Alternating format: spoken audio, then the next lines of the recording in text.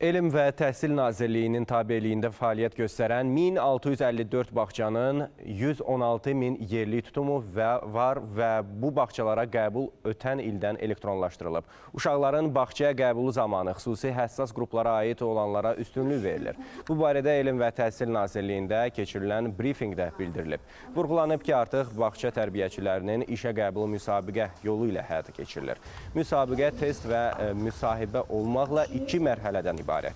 İlkin mərhələdə keçid balı 35, ikinci mərhələdə isə 30-dur.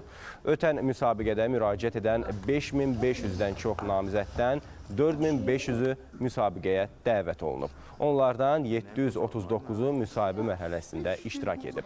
Həmçinin bildirilib ki, məktəbə qədər təhsil müəssisələrinin idarəçilərinin işə qəbulu ilə bağlı hazırlanmaqda olan yeni mexanizm növbəti il ictimaiyyətə açıqlanacaq.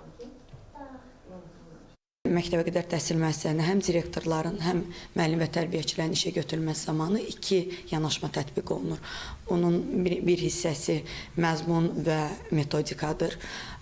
Burada daha çox uşaqların hansı bacarıqlarının inkişaf etdirilməsi, fiziki və zehni bacarıqlarının inkişaf etdirilməsi ilə bağlıdır. İkinci yanaşma isə pedaqoji və psixoloji yanaşmadır. O uşaqların psixoloji durumunun öyrənilməsi, ona uyğun hərəkət edilməsi.